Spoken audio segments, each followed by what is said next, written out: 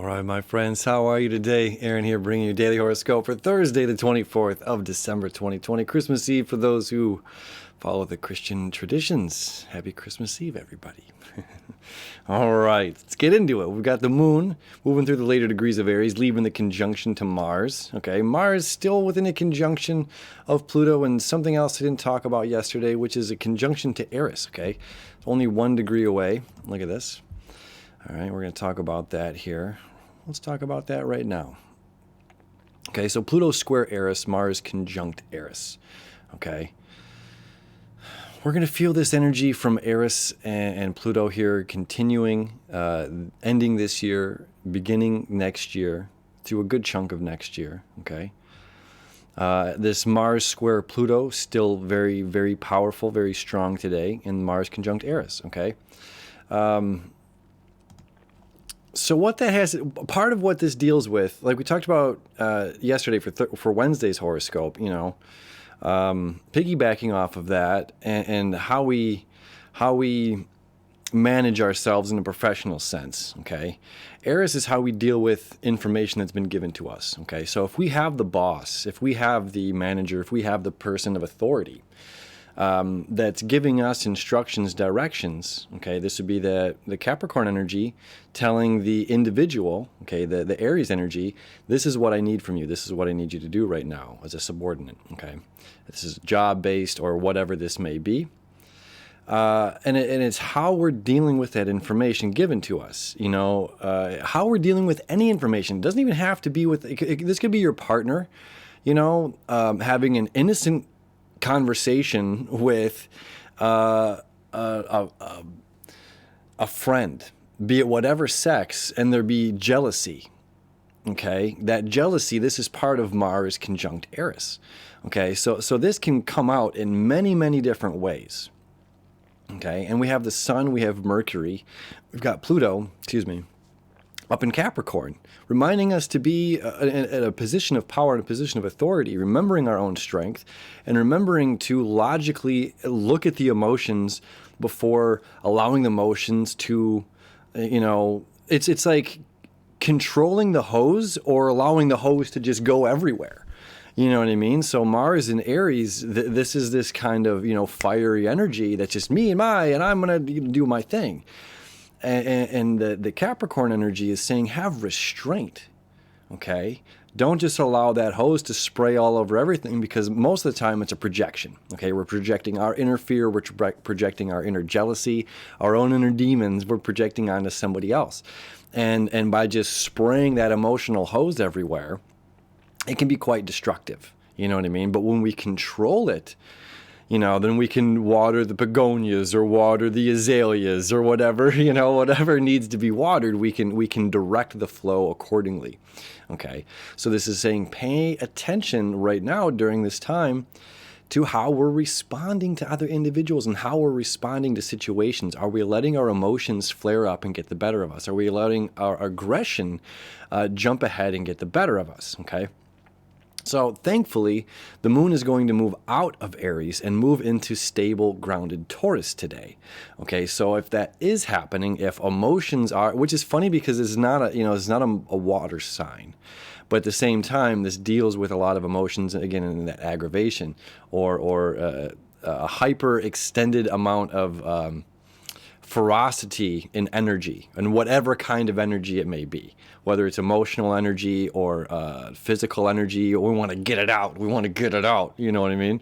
So this is just pay attention, it's the same thing if we're working out. If this is physical energy we're getting out, this is saying pay attention right now, as well as with this Jupiter conjunction. Let me explain this. So this is pay attention, because too much, and not knowing our restraints, not knowing our limits, not knowing our body's limits, not knowing our body's boundaries, we can injure ourselves.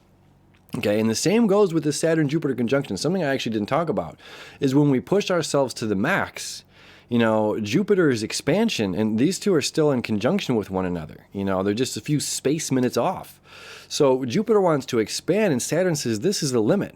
So when we want to push ourselves, this is how we can injure ourselves. We can get broken bones. We want to push the car too fast. We slide out in the snow. We lose control, So this is about harnessing our control.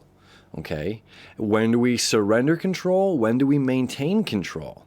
Okay. And the emotional moon moving into balanced, stable Taurus. This helps us look at things in a logical perspective. Okay.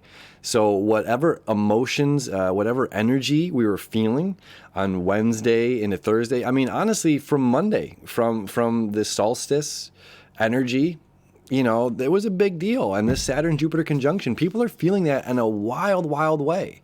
And the more that we get closer to Neptune perfectly squaring the nodes, okay, this energy is really forcing us out right now. It's calling us out as we conclude the final bit of shadow work that we're doing while Mars is still moving through until it moves to 29 degrees of Capricorn. Mars is still moving through its shadow, okay? So we're still not done with the 2020 shadow work yet. And we have the decisions to make on what parts of our past we're leaving behind. And if we're responding negatively to jealousy, if we're responding negatively to authority, you know, when we are the subordinate, we have to know our role and our place in this. And we have to let go of our issues of authority, our issues of jealousy, our issues of control. If control is the issue, that's an interesting one, right? If we have too much control on everything, this is saying at the same token, let loose, be a little looser. You know, Venus is saying fall in love with the journey. You know, we don't really know what's around the bend. So it's interesting how this all plays out, because it's saying be in control, yet not being so much in control that if anything goes not in our plans, that we lose it. Right? This is back to that Mars conjunct Eris. We don't want to lose our cool just because something didn't go according to our plan. Okay? The only thing certain in life is change. We can be guaranteed on that. So if as long as we, you know, it's a paradox, and it's part of the beauty of life, you know? Control, lack of control. Being a feather in the wind is necessary, yet a feather in the wind lacks its own creative self-motivation to its own direction, right? It's just saying, I'm going to go wherever things take me. That's the loose hose, you know? And by saying I'm only going in this path and only doing these things and only going down this, being stuck in the rut, okay, that's the cows stuck in the rut. They follow the same path, same as like the ants. They just follow the same line. They don't create their own unique decision, you know? And then we're going to have the moon here at 8 p.m. conjunct Uranus. So where it's just like we're getting an emotional handle on things, we're getting a grip on things, and it's just saying like, look, we have to change.